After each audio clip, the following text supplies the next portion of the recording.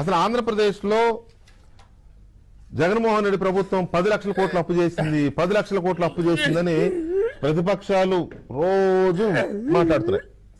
ఆ తెలుగుదేశంలో ఆర్థిక మేధావులు ఉంటారు, ఒక 2-3, లేకపోతే బీజేపీలో 2-3 ఆర్థిక మేధావులు ఉంటారు, లేకపోతే ఇప్పటిదాకా మన డిబేట్లో ఉన్న శ్రీనివాసరావు గారు ఆర్థిక మేధావి, ఆయన చెప్తా ఉంటాడు, లేకపోతే ప్రసాద్ గారు ఆయన చెప్తా ఉంటాడు 9 లక్షల కోట్లు అయింది, 10 లక్షల కోట్లు అయిందని.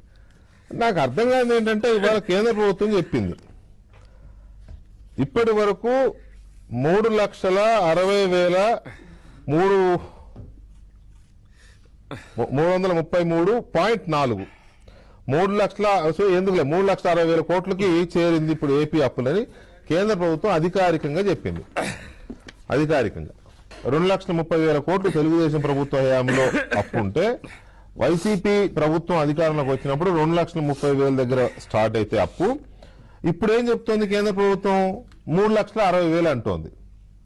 అంటే 2.30 తీసేస్తే 1.30.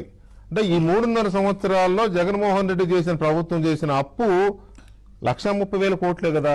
అంతేగా అంతేగా 7 లక్షల కోట్లు చేశారు, 6 లక్షల కోట్లు చేశారు అని చెప్పి ఆర్గ్యుమెంట్స్ ఎలా వస్తున్నాయి అసలు.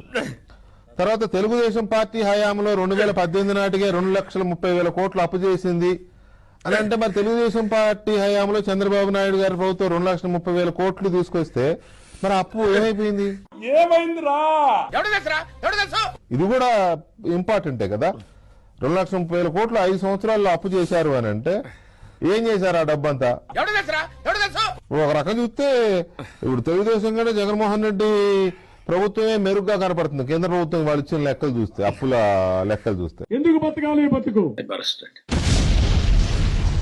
ఇంకా కొద్దిగా ఈక్వల్ గా చెప్పాలంటే పెద్దగా తెలంగాణ చేసిన అప్పుకి ఏపీ చేసిన అప్పుకి పెద్ద డిఫరెన్స్ లేదు, కొద్దిగా ఎక్కువ ఉంది.